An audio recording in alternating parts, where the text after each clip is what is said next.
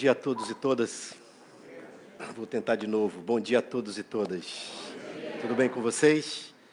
Ótimo. Para quem, porventura, não sabe o meu nome é Eduardo. Eu sou, obrigado, Márcio, sou um dos pastores aqui da igreja. A gente está fazendo uma longa jornada aqui. Se você quiser saber mais, fica ligado, fica ligada. Eu te daria um conselho. Faz uma maratona, entra no nosso site, que é cpbt.com.br.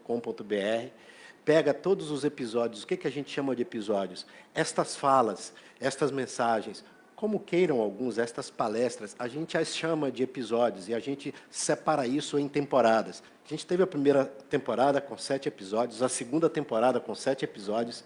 Se você chega aqui hoje, por exemplo, você tem aí 14 episódios para maratonar e a gente está na terceira temporada, que hoje a gente entra no segundo episódio. Cada uma dessas temporadas tem um tema.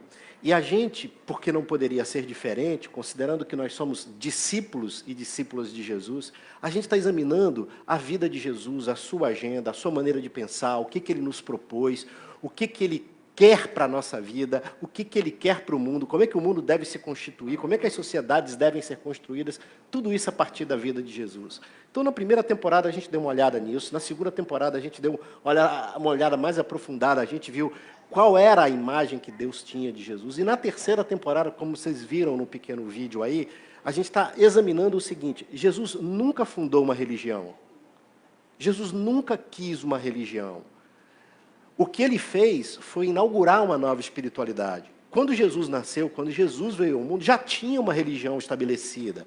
A questão que a gente examina aqui é como é que ele se relacionava com essa religião e o que ele fez. Ele não destruiu essa religião, no sentido de que entrou numa guerra com ela, mas ele criou determinados comportamentos, falas, ações, que, se não implodiu a religião dentro de si no seu aspecto ruim, ele ressignificou muita coisa. E é isso que a gente está examinando. O primeiro episódio dessa temporada chamou-se A Mesa. E aí, eu não posso fazer uma revisão, vai lá, dá uma olhada, grava aí, lê, eu acho que eu consigo controlar por aqui, tá? Grava aí, isso, eu consigo controlar por aqui. E aí, acho que vale a pena você olhar, isso vai te ajudar, vai te dar uma visão. A gente chega hoje, na terceira temporada, a gente entra no episódio 2. Eu queria que você me ajudasse, tá bom? Eu queria que você me ajudasse. Eu sei que quando parte de nós, a gente vem à igreja, a gente tem uma postura, claro, isso é natural, eu entendo que seja assim, uma postura passiva. Você está aqui sentado, olha como está arrumado olha como está arrumado aqui a gente. Dá uma olhada. Dá só uma olhada para o seu lado, se você estiver aqui, dá uma olhada para ali, se você estiver aqui, observa, tem uma pessoa falando e tem outras aqui ouvindo. E eu sei que a gente gosta disso, acho que isso é um momento importante da nossa vida, mas eu vou mexer com você, eu vou pedir que você me ajude aqui nessa manhã, tá bom? Mesmo você que está visitando a gente, por favor, principalmente você, preste atenção às orientações que eu vou dar, ok? Vejam, o único relato que a gente tem da vida de Jesus são os evangelhos. São os 4 evangelhos. Porventura, eu estou falando evangelhos, mas deixa eu tentar usar uma outra linguagem. Jesus foi um personagem que 4 pessoas fizeram biografias dele. Exemplo, se você for no Google agora não, porque seria o cúmulo você usar a internet aqui nesse momento, mas observa o seguinte, se você chegar em casa e for no Google e colocar assim, Martin Luther King, biografias, Gandhi, biografias, Getúlio Vargas, biografia, nomes de pessoas, vultos que você goste ou que você não goste, Hitler, biografias, você vai ver que ao longo da história, essas pessoas que marcaram a história, seja positiva ou negativamente, elas têm biografias. Jesus teve 4 biografias originais. O primeiro autor chama-se Mateus, o segundo autor, um cara chamado Marcos, o terceiro autor, um cara chamado Lucas, e um quarto autor, um cara chamado João. O curioso dessas biografias é que elas fotografam apenas um período da vida de Jesus. Eu gostaria muito que elas pudessem aprofundar em períodos outros. Mas, majoritariamente, se você se der o trabalho de ler estas biografias de Jesus, você verá que os atos que ela relata estão muito focados na vida de Jesus, quando supostamente ele teria de 30 anos até os 33 anos. Vivendo 33 anos, As biografias jogaram a sua luz em cima desse último período, os 3 anos mais intensos, mais, eu não diria mais importantes, mas os 3 anos mais visivelmente intensos da vida de Jesus. O que acontece?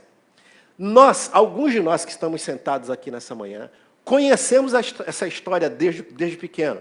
Alguns de nós, caso você não saiba, a gente tem assim, você nasceu onde? A gente diz, nasci na igreja. Aí tu brinca, não, nasci no hospital. Fato é que alguns de nós nasceu na igreja, não no seu sentido literal. E alguns de nós frequentamos, não foi o meu caso, mas digo nós apenas por questões de identificação com esse grupo, alguns de nós, a gente frequentou um negócio chamado Escola Bíblica Dominical. O que era? Todo domingo de manhã tinha uma escola. E o que a gente fazia? Estudava a Bíblia. Coisa maravilhosa. E aí, meus caros, alguns de nós que conhecemos por causa da escola dominical, ou depois, porque a gente, de maneira mais disciplinada, a gente leu as biografias de Jesus, alguns de nós aqui, nesta manhã, está mais apto a responder a pergunta que eu vou fazer do que outros. Pergunta agora. E eu que não li nunca as biografias de Jesus, e eu que não sei, como é que eu vou participar disso? Que agora que tem um negócio muito legal. Primeiro, eu quero que a gente se divida entre 3 e 4 pessoas, 3 e 4 grupos de 3 e 4, beleza? E se no grupo de 3 e 4 não tiver ninguém que possa responder a pergunta, você vai procurar ajuda. Combinado? Combinado? Combinado? Eu vou ensaiar. Marcos vem aqui, João e Gisele vem aqui. A gente está aqui num grupo de 4, beleza? A pergunta eu vou colocar no quadro. E aí, Gisele, você sabe? A Gisele vai dizer assim, não, eu não sei. João, você sabe? Não. Marcos, eu também não. A gente vai olhar e procurar ajuda. Tem que dizer, acho que aquele grupo ali parece ter uma pessoa que sabe. E a gente vai se juntar àquele grupo, beleza? E se você sabe, não tenha vergonha, não. Olha para o lado, se tiver alguém que pergunta, levanta a mão e diz assim, vem aqui que eu vou contar. Combinado? Agora, só um detalhe. Obrigado, queridos. Só um detalhe importante. Só um detalhe importante. Por favor, para essa dinâmica dar certo, eu e você temos que entender uma coisa. Não saber uma coisa não é sinal de demérito ou de vergonha. É simplesmente que a gente não sabe. A gente simplesmente não sabe. E que ótimo que a gente está aqui para aprender.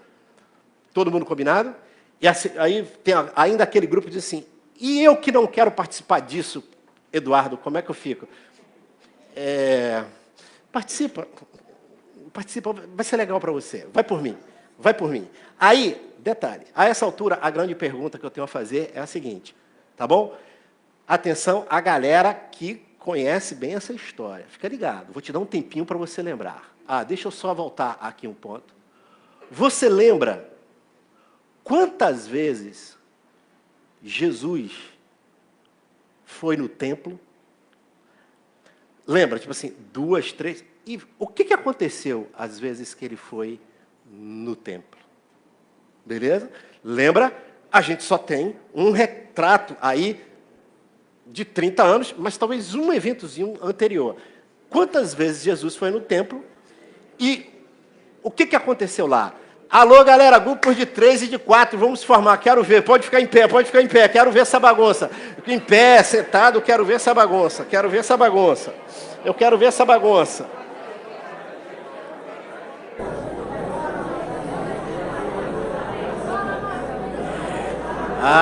Beleza, quero ver essa bagunça.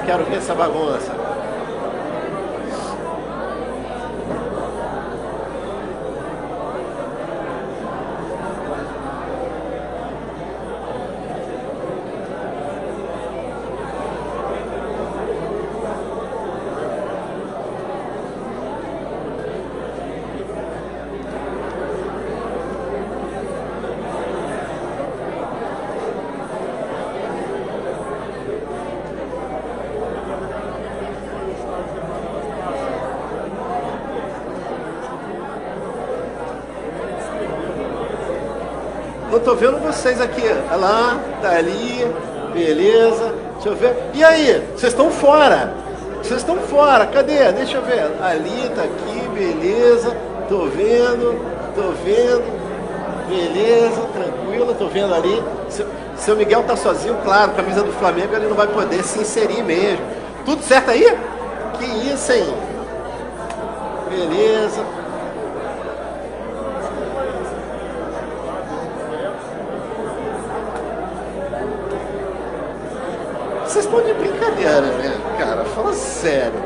três isolados no momento de comunhão.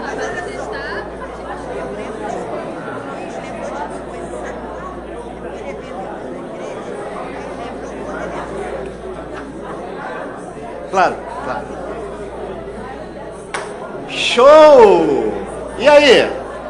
Beleza? Ótimo!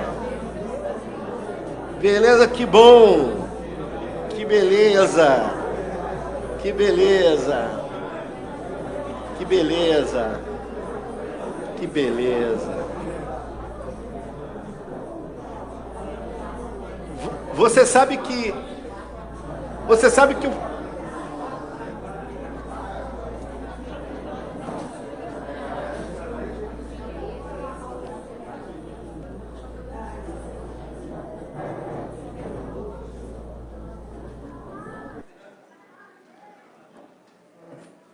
que eu podia construir esta frase de um outro jeito.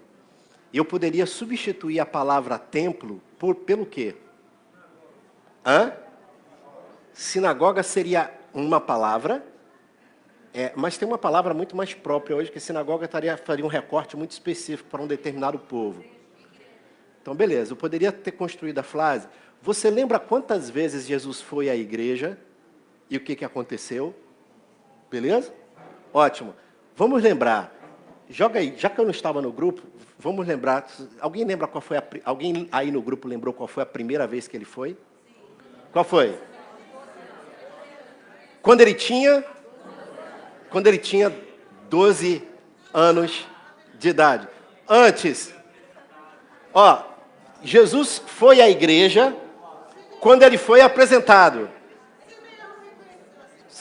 Quando ele foi apresentado, não foi isso? É isso, bicho? Beleza? É uma disputa. É interessante. Atenção, Mariana. Não é isso? Jesus viveu o que a Mariana viveu hoje aqui? Jesus foi levado pelos pais. Tecnicamente, Davi está dizendo que isso não vale porque ele não foi levado. Beleza? Tá bom. Fala, Candinha.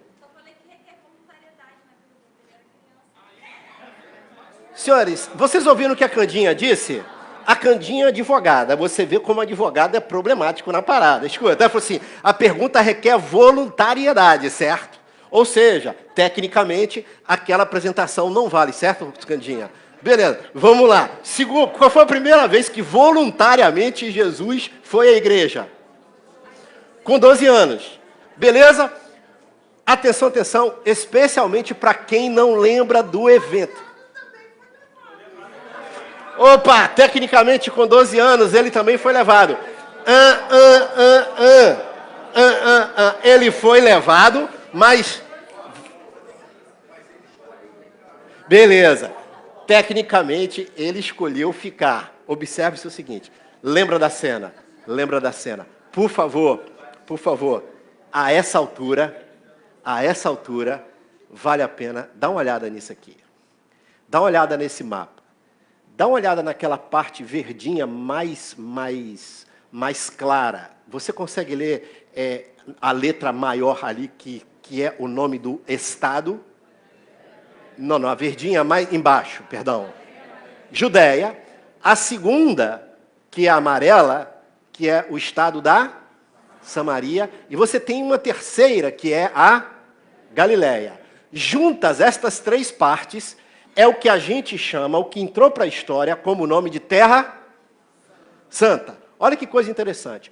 Onde ficava o templo central de toda a religiosidade, de todo o povo chamado povo de Deus, que era o povo que morava na Galileia, aspas, o povo que morava na Samaria e o povo que morava na Judéia. Onde ficava a igreja central, o templo central daquela época? Vamos lá.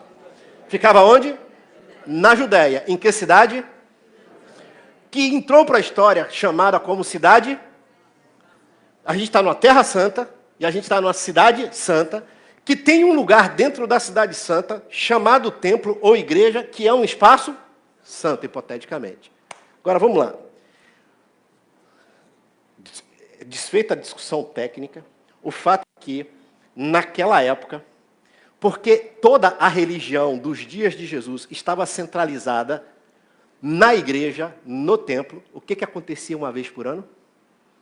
Todo mundo que se identificava com sendo o povo de Deus tinha que ir até Jerusalém.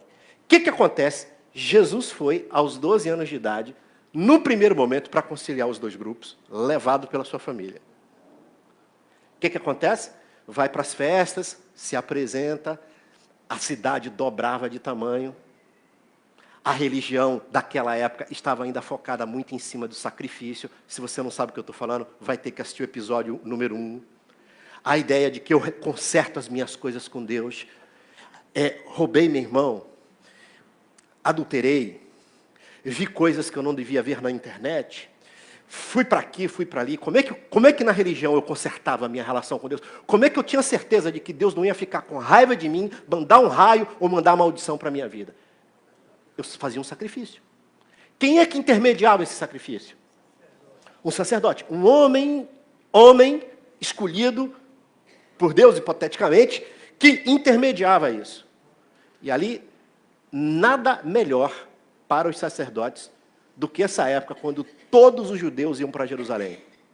Todos. Eu vendia mais, o sistema econômico rodava muito mais. Beleza? Os sacerdotes ganhavam maior preeminência. Todo mundo ia para lá. Jesus foi levado aos 12 anos. E depois, Maria e José, junto com a caravana, porque a este momento, Jesus morava, sabe onde? Na parte verdezinha lá em cima. Ele nasce na Judéia e vai morar na Galileia. Atenção, senhores. Do ponto de vista social, a Judéia era classe média alta. Do ponto de vista social, moravam na Galileia todas as pessoas socialmente menos abastadas, menos importantes, os excluídos da sociedade moravam na Galileia. Jesus, curiosamente, vai morar lá.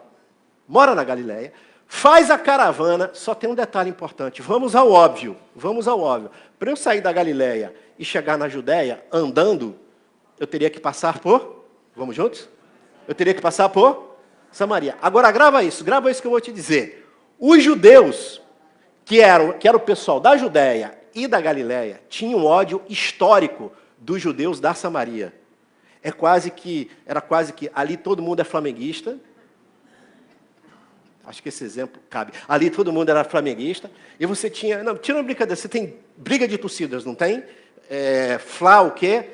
Flá gangue e Flá margina, não é? Não tem um negócio assim? Então, beleza. Você tem briga de torcidas. Você tem briga de torcidas. As duas torcidas. É exatamente isso.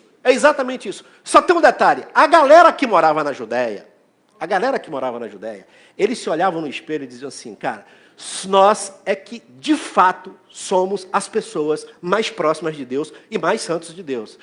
A galera da Galileia, por causa da sua condição social, olhava e dizia, acho que a gente não é tão importante para Deus. O centro, o templo, a vida religiosa está na Judéia. A galera de Samaria, que historicamente foi meio que se misturando e tal, era uma galera odiada. Só tem um detalhe, eu tenho que poupar você dos detalhes históricos. Quando Jesus devia ter mais ou menos 13 anos de idade, isso as biografias dele não contam, quando ele tinha mais ou menos 13 anos de idade, o pessoal da Samaria, numa briga, num ódio histórico, que eu não tenho tempo de te explicar agora, entra num templo judaico, vai lá, não quando Jesus tinha 13 anos de idade, antes, uma das raízes históricas desse ódio se dá, antes mesmo do nascimento de Jesus, quando um grupo de samaritanos entra num templo judaico, enche o altar de ossos e pega fezes de porcos. Em tempo, porcos eram animais impuros para os judeus. Você sabe como é que você entendia o que era um animal impuro? Eu te aconselho, assiste o episódio 1, que a gente passou tudo por aí. E coloca fezes de porcos em todas as paredes. Quando Jesus nasce, ele nasce no meio desse ódio histórico entre samaritanos e judeus. Mas quem detinha o controle simbólico da religião? Quem detinha o controle simbólico? Poxa, Eduardo, o que é controle simbólico? Quem é dono do templo detém a religião. Aí, Jesus vem, cumprindo aquilo que se pedia, sua família o traz, ele tem 12 anos, e aí eles voltam. Só que os pais de Jesus não tinham percebido, eu espero, eu entendo, que os pais de Jesus não tinham percebido que ele tinha ficado, exceto depois de andar alguns quilômetros. Por favor, me ajuda com a tua imaginação. José e Maria vêm ao templo, Jesus está ali, levado ao templo, muito bem lembrado, levado ao templo, está ali, fica ali, participa do evento, e aí José e Maria voltam, no meio de tanta gente, e você sabe o que acontece? Quem é do interior vai saber disso aqui. Quando não tinha tanto perigo, a gente no interior pequeno, o que acontecia? Nossos pais se afastavam com a gente, porque o grupo cuidava da gente, lembra disso? O grupo cuidava da gente. O que acontece? Maria e José devem ter ido conversando, depois ela diz assim, José olha para Maria e diz assim, cadê Jesus? Maria disse, pensei que estava contigo. O que José pode dizer assim, cara, você não cuida do seu filho? Conhece essas coisas? Conhece essas coisas, mãe? Não é como se o filho fosse só da Maria. Você não cuidou de Jesus, não. Onde é que ele está? Cara, e o desespero? Já perdeu teu filho no supermercado? Já perdeu teu filho no supermercado? E o desespero? E o desespero?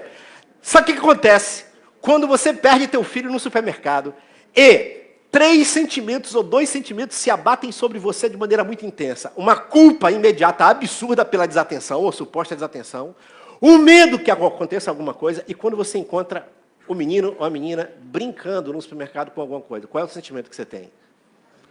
Se você não é pai, você não é mãe, você só falta querer esganar. É porque você tem raiva do que poderia acontecer com ele. É uma raiva não por ele, mas do que poderia acontecer com ele. Maria e José devem ter olhado, devem ter voltado, entraram, e o que Jesus estava fazendo? Conversando com a nata intelectual religiosa. Vê só o seguinte, com aqueles que dominavam o discurso religioso, com aqueles que dominavam o conteúdo religioso. Está lá Jesus conversando e tal. Maria, o texto não diz isso, mas eu imagino que Maria deve ter pegado ele assim pelo braço, moleque. Disse assim, que tenho eu contigo, alguma coisa parecida? Me convém estar na casa do meu? Que coisa bonita. Jesus, num certo sentido, reafirma a igreja como a casa do Pai. Lindo. Essa foi a primeira vez. Agora, eu posso te pedir uma coisa? Veja se você concorda. A primeira vez que Jesus foi na igreja, ele causou uma certa confusão. Ou com a família, ou com a liderança, ele causou confusão. Segunda vez.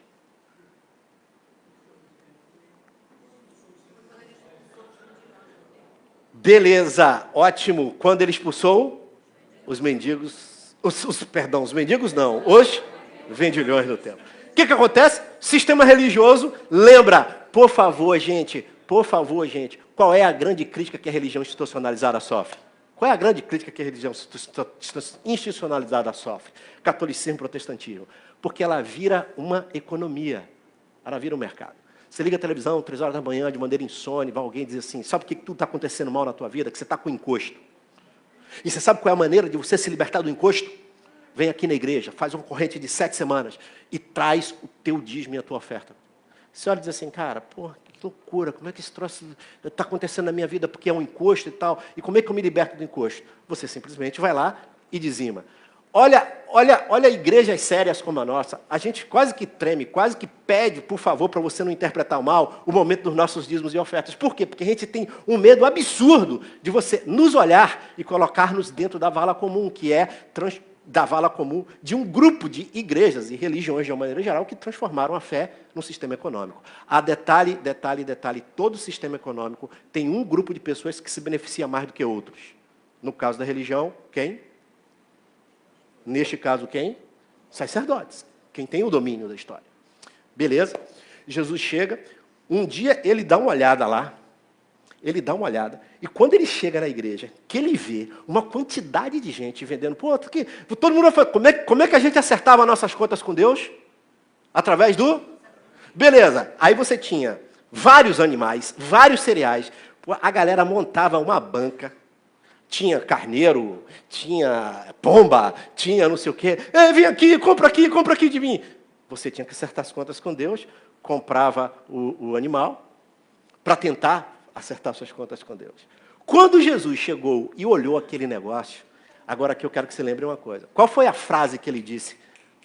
Quando a mãe e o pai perguntaram, por que você está aqui? Ele disse, me convém estar na casa do... Quando ele chega ali, Quando ele chega ali e ele olha aquele negócio, ele pega um chicote. E, Felipe, como eu queria ver você ensinando isso aqui pra gente. Ele pega um chicote e, na maior calma do mundo, diz assim, aí, galera, vocês são muito amados do meu pai, vocês são muito queridos, bando de ladrões, canalhas, vermes. Porque o detalhe importante, todas as vezes que eu perco a minha capacidade de me indignar com algo que é terrivelmente agressivo, eu simplesmente me tornei uma pessoa alienada ou cúmplice daquela situação. Quem quer mudar a situação tem sangue nos olhos, não para fazer guerra, mas tem força no coração da indignação. Por isso que Jesus não era uma ameba existencial que olhava as situações de injustiça assim, dizendo assim, só do coração, amor, misericórdia. Porque quem mais falou de amor e misericórdia foi ele. Mas alto lá, ele olha aquela galera, pega o chicote, desce o cacete, mete a mão na banca, e alguém poderia chegar para ele e dizer assim, Jesus, você perdeu a cabeça. Posso te dar uma notícia? Atenção, se você tem pressão alta, toma um remédio agora que eu vou te dar uma notícia.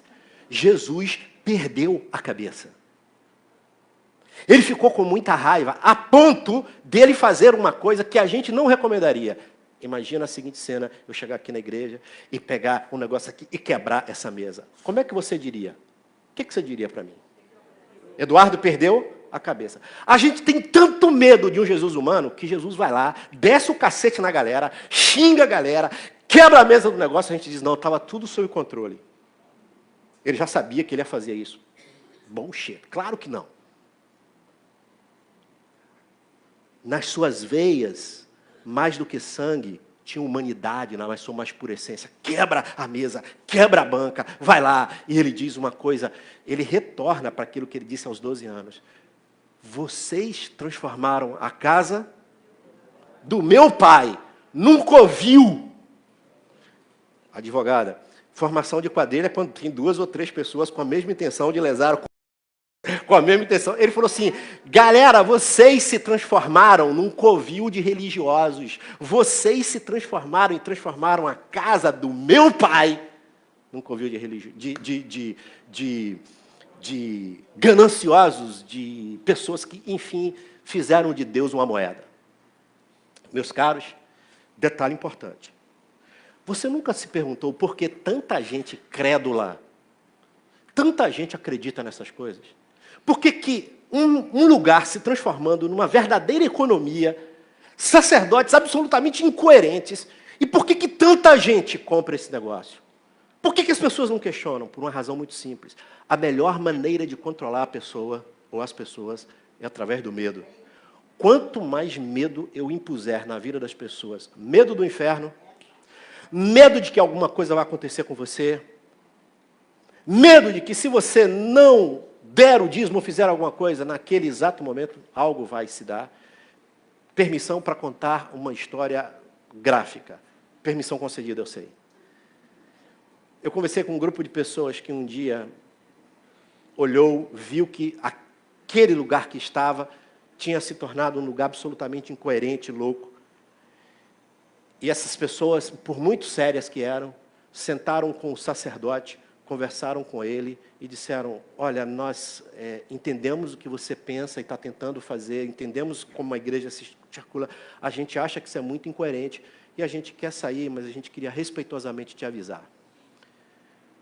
Pois então, num dia em que esse grupo de pessoas, eram umas 4 ou 5 pessoas, está saindo, o sacerdote olha para elas e diz assim, Deus me disse essa noite que um acidente sério iria acontecer com vocês. Quero dizer que quando Jesus quebrou a banca, era contra esse tipo de coisa que ele estava lutando. Era contra esse tipo de manipulação psíquica, econômica, em que a religião dos seus dias havia se tornado. Aí, meus caros, Jesus, então, quem sabe teve uma terceira vez que ele foi à igreja? Alguém lembra? Não apareceu nos grupos? Teve. Hã? Não, na Páscoa ele foi... É muito legal você ter lembrado isso. ele não cura, quando ele cura a mão de uma pessoa, não faz necessário, não faz no templo. A Páscoa, curioso, muito legal você ter lembrado, muito legal. A Páscoa, ele realiza onde? Dentro de uma casa. Gente, para o templo não. O julgamento se deu todo no espaço de tribunal religioso e romano. Não, presta atenção, vem comigo. Não é estranho que nos 3 anos mais significativos da sua vida, nos 3 anos, quando ele veio e dizia, eu vim salvar o mundo, nesses 3 anos, que a gente consiga lembrar, tem uma terceira, mas vamos lá, que a gente consiga lembrar, não é estranho que Jesus foi à igreja apenas, que os textos registram, pode ser que ele ia, mas não é estranho que somente 2 vezes que ele foi, e todas as vezes que ele foi, para usar uma linguagem moderna, ele arrumou a maior quizumba da história. Não é estranho isso? Qual é a lição que a gente tira isso? Qual é a lição que Jesus quer nos dar? Que igreja é coisa ruim. Essa é a lição? Óbvio que não. Que templo é uma coisa ruim? Óbvio que não. Atenção, atenção, atenção, que eu quero te mostrar como é que essas coisas se encaixam. Vejam, considerando que a religião daqueles dias, grava a expressão que eu vou te mostrar. Considerando que a religião daqueles dias se tornou um negócio mais exterior do que interior. Considerando que Deus, que santidade, que comportamento, estava tudo mais em regras e leis exteriores do que propriamente uma realidade interior. Jesus literalmente rompe com isso. E o que ele faz? Ele faz com que a sua espiritualidade e o seu movimento aconteça exatamente fora do lugar, vou colocar com muitas aspas, no lugar sagrado. Ele gasta mais tempo fora do templo do que dentro do templo.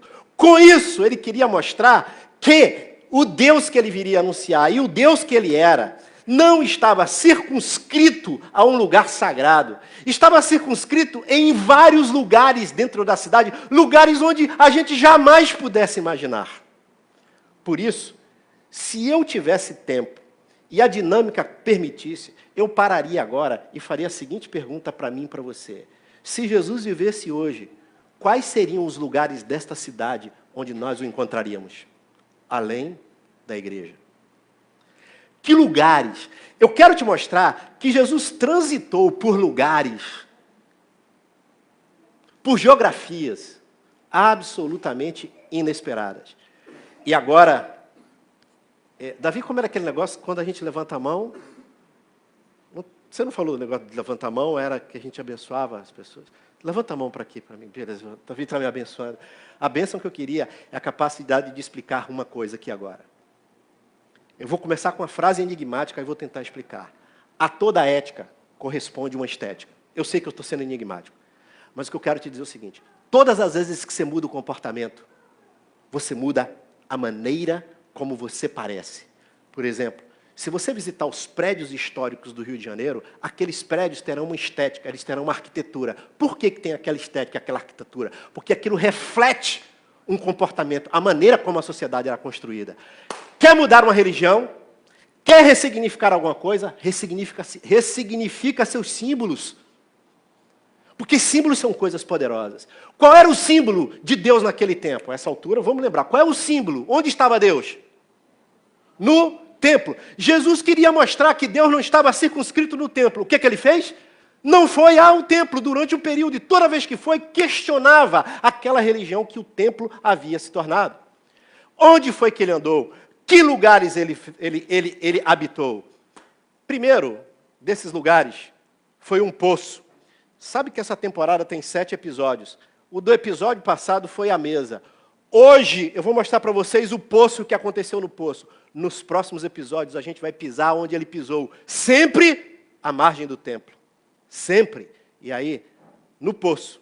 E você conhece essa história. Se você não conhece, me permita contá-la. Jesus estava na parte de cima, ali, Deixa eu ver se Jesus morava aqui na Judéia, mas ele estava aqui na Galileia. E por alguma razão que não dá para a gente explicar agora, ele ia sair da Galileia e ia para a Judéia. E ele tinha que passar por Samaria. Você sabe que a biografia de Jesus registra assim, e ele tinha que passar por Samaria. É que ele tinha, geograficamente, que passar por Samaria. Pode ter até uma outra explicação, mas ele tinha que passar por ali. Aí ele chega em Samaria. Quando ele chega em Samaria, adivinha para que lugar ele vai? Ele vai para um lugar, ele vai para uma pequena aldeia de samaritanos. E ele chega ali, e ele encosta, por favor, preste atenção nisso. Ele procura estrategicamente, ou não estrategicamente, ele procura um poço. E sabe por que ele procura um poço? Por que será? Porque andar 20 quilômetros debaixo do sol, eu estou com sede. Simples quanto isso. Mas mais do que isso. Ele encosta no poço e vamos juntos. Numa sociedade patriarcal, onde o trabalho doméstico é feito para as mulheres, quem é que estaria no poço? As mulheres. Os homens não estariam se envolvendo com esses trabalhos menos nobres, não é verdade? Ele encosta no poço, vem uma mulher ao encontro dele, ele olha para ela e diz, filha, me dá um pouco d'água. Primeira estranheza dela. Como você, um homem, está falando com uma mulher? Segunda estranheza. Como você, um homem judeu, está falando com a mulher samaritana? Em tempo. Você sabia que as mulheres não entravam na nave principal do templo? Que as mulheres ficavam no pátio e elas não tinham acesso ao átrio da adoração? Olha o que Jesus faz. Gente, olha o que Jesus faz. Ele se afasta do templo, ele senta num poço e olha para uma mulher samaritana e diz, filha, me dá água. E aí, meus queridos, lembra que eu falei isso no episódio 1, se eu fosse você, olhava o episódio 1. Eu disse que toda a estrutura psíquica infantil não sabe lidar com metáforas. O que é metáfora? As pessoas mais fundamentalistas que existem na vida, elas não entendem as entrelinhas, elas não entendem poesia, elas não entendem metáfora. Tudo que elas entendem está escrito, está aqui. Está aqui. E isso é estrutura psíquica infantil. Só adultos podem se abrir para a subjetividade, para interpretações, para a angústia de ter que interpretar. Isso é coisa de gente adulta, autônoma. Crianças precisam que líderes e pessoas digam para você, faz isso, isso, isso e isso. E essa situação ela é extremamente confortável. Adulto vai ter que errar, vai ter que pecar, vai ter que meter os pés pelas mãos, vai ter que lidar com as consequências das suas próprias escolhas, para então ir saindo e construindo a sua própria autonomia, a sua própria história. E o que Jesus faz com as pessoas? Imbeciliza as pessoas. O que Jesus faz com as pessoas? Reforça esse conceito onde um sacerdote diz tudo que você tem que fazer? Não, Jesus rompe com isso. E ao invés de discurso, ao invés de pregação, Jesus estabelece diálogo. Ele chega no poço, chega para a mulher e ao invés de dizer, gostaria de te dar 4 lições sobre a água, ele diz, filha, me dá água de beber. Cara, vou pedir perdão porque eu estou emocionado. Tenho que pedir perdão por não me emocionar. Você pode imaginar o que é isso? Jesus encontra uma mulher que historicamente é ferrada, alijada, e a coisa que ele faz não é dar lição de moral, meter o dedo na cara dela dizendo que ela é pecadora, afastá-la mais ainda daquilo que se possa chamar de Deus. Ele simplesmente, com uma ternura absurda, olha para ela e diz assim, filha, me dá água. Ela não... E aí tem um detalhe. Quem é vítima de preconceito tende a introjetar o próprio preconceito. E ela não acredita. Como que você pode estar sendo homem, judeu, me falando comigo? A conversa rola e Jesus então vem e traz uma metáfora e ela não entende. Jesus diz assim, olha, eu estou te pedindo essa água, mas eu quero te dizer uma coisa. Se você soubesse com quem você está falando, e aí não foi uma carteirada que Jesus deu não, tá? Se você soubesse com quem você está falando, você me pediria uma água. Porque a água que supostamente você vai me dar, eu vou voltar a ter sede. Mas a água que eu posso te dar, você jamais terá sede. E ela não entende a metáfora. Ela não entende que Jesus não estava falando de água, que é esse composto de H2O. Não! Ele estava falando de uma experiência, ele estava falando de uma presença muito maior do que o H2O. Muito maior do que a água. Ele usava a água como sinônimo um sinônimo de alguma coisa muito maior. E, cara, eu não acredito, porque naquele momento, se eu fosse ela, eu cairia aos pés dele, abraçava e dizia, muito obrigado por você me fazer acolhido. Sabe o que ela pergunta? Ela disse, aproveitando a ocasião, deixa eu fazer uma pergunta, onde a gente deve adorar? Sabe uma parada assim, tipo, algumas pessoas já me disseram, eu talvez um dia já pensei isso, assim, cara, quando eu morrer e eu chegar no céu, eu vou perguntar uma porção de coisas a Deus que eu não entendo. Você já teve saudade de alguém? Já ficou longe de um ente querido? Você já perdeu alguém? Se você reencontrar essa pessoa, você vai querer discutir com ela os grandes problemas filosóficos da existência? Você vai querer saber, regra, onde se deve adorar ou não? Você vai abraçar eternamente essa pessoa e ficar dizendo,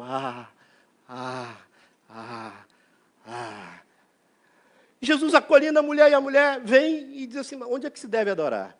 Porque vocês, judeus, estão dizendo que a gente deve orar aqui. A gente samaritana, a gente adora aqui. E vocês lembram? Alô, galera, mais cascuda aí no texto bíblico.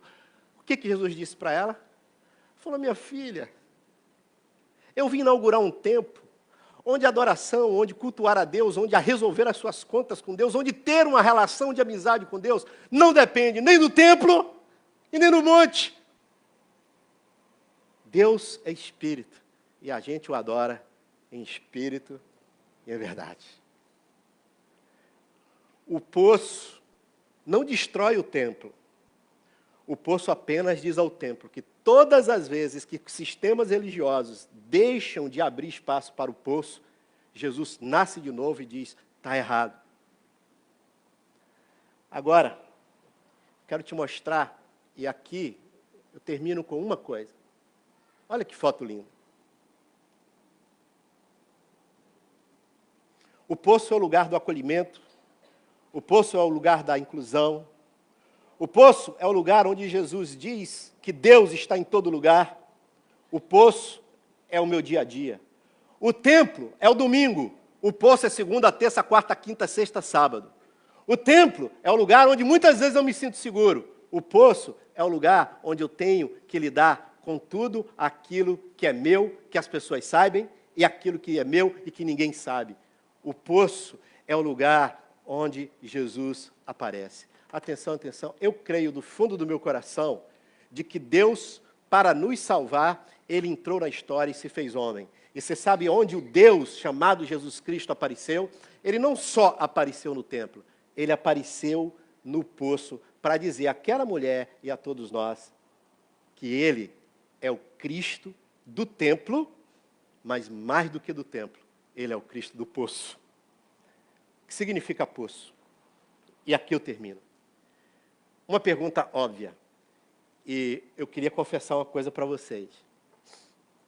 Hoje de manhã, eu botei no Google a seguinte pergunta. Eu estou com vergonha, mas vai lá. De onde vem a água do poço? Vocês que são mais espertos do que eu, de onde vem a água do poço? Pô, então todo mundo precisava botar no Google junto comigo, certo? A água do poço, ela vem da seguinte maneira. A chuva vem,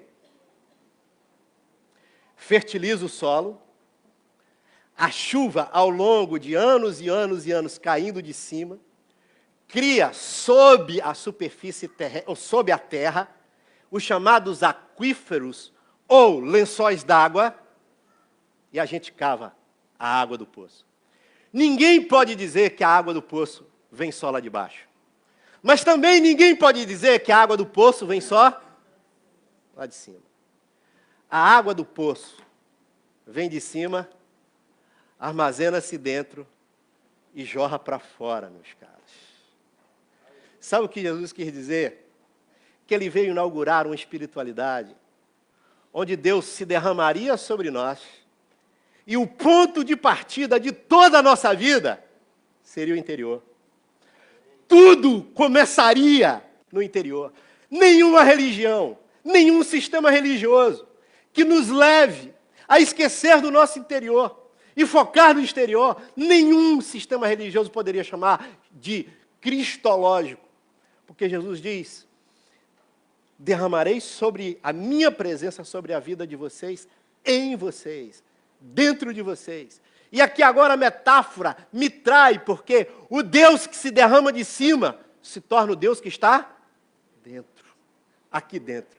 Por isso que ele iria dizer: se você quer em mim, do seu interior fluirão rios de água viva. A água do poço vem de cima, ela armazena-se dentro e ela jorra para fora. Jesus não destruiu a religião, não. Ele apenas olhou para o templo, para o sistema religioso e disse: vocês precisam de uma renovação. E essa renovação, ela começa aqui dentro. Posso dizer um negócio para vocês? Sabe como é que isso se separa de um determinado discurso que existe na sociedade? Levanta de manhã, olha no espelho e diz: eu sou, eu sou, eu sou, eu sou. Não, não, não, não. Deus está para além de nós. Ele está dentro de mim, mas é maior do que eu. Acontece que Ele está dentro de mim. E essa força interna, essa presença que organiza meu mundo emocional, e um dos sintomas mais sérios de que uma pessoa é cheia de Deus é que ela é uma pessoa madura emocionalmente, organizada emocionalmente. E ali Ele vem para dentro de mim. E dentro de mim Ele começa a refazer todas as coisas. Dentro de mim. E se dentro de mim as coisas forem refeitas, eu começo a jorrar água para fora de mim. Faço uma pergunta para vocês. O que aconteceria neste mundo se a gente tivesse cada dia mais essa experiência? Eu não queria fazer um apelo. Apelo é uma coisa horrível. Queria te fazer um desafio. Se você entendeu o que eu disse, se você quer isso, se você deseja isso, se você deseja que a tua vida seja um poço onde Jesus sempre apareça. Detalhe importante: tem momentos da nossa vida que a gente tem que beber do nosso próprio poço, dessa água que está aqui dentro. Se você quer ser um poço que jorra água para fora, eu quero te fazer um convite, fundo do coração. Sai do teu lugar, vem aqui à frente. Eu queria ter o privilégio de orar por mim e por você. Será que a gente pode fazer isso? Será que a gente pode fazer isso? Será que a gente pode fazer isso? A gente pode fazer isso? Jesus não veio fundar uma nova religião, gente. A religião existia, o sistema religioso estava posto. Ele não entrou em guerra com a religião no sentido de destruí-la, mas ele inaugurou uma nova espiritualidade. Considerando que ele mudou a ética, ou seja, considerando que ele mudou o comportamento, ele também mudou a estética. Considerando que ele veio inaugurar uma coisa nova, ele foi para além do templo. E no poço, ele encontrou a mulher samaritana. Essa mulher sou eu e você. E num determinado momento, Jesus, no meio daquela conversa, ele disse uma coisa que parecia absolutamente estranha. Jesus interrompe a conversa no meio daquela mulher e diz assim: vai chamar o teu marido. E ela disse: eu não tenho marido. E Jesus disse: disseste bem, porque já tivesse 5 e o que você tem agora não é teu. O poço é um lugar de encontro com a nossa história, com os nossos desacertos. E você sabe o que aconteceu com aquela mulher? Ela saiu e contou a toda a aldeia: vem ver, eu encontrei o Messias, eu encontrei o Filho de Deus, eu encontrei alguém que sabe tudo a meu respeito, sabe tudo da minha história. E sabendo tudo da minha e da tua história, meu querido e minha querida, quero te dizer que conhecendo a gente de uma maneira que a gente nem se conhece, esse Jesus aparece no nosso poço e continua a conversar com a gente todo dia, dizendo: me dá um pouco de água. Abaixo os sistemas religiosos que desumanizam pessoas. Abaixo muito menos religião, que leva a gente para o exterior, e muito mais espiritualidade, que traz a gente para dentro da gente mesmo. E aqui eu levanto a minha mão para mim, para você, na tua direção, na minha direção, te agradecendo, Jesus, pela incrível revolução que você causou. Te agradecendo que é impossível uma pessoa ouvir de ti nesse mundo e não se apaixonar pelo teu caminho. É impossível. Muito obrigado, porque o Senhor nos ajudou a entender que o problema não é o tempo, mas quando ele se perde, se desconecta do poço, a gente precisa de renovação. Essa mulher que você encontrou, Jesus, no poço de Samaria, ela está dentro de nós. Em alguma medida, ela é cada um de nós.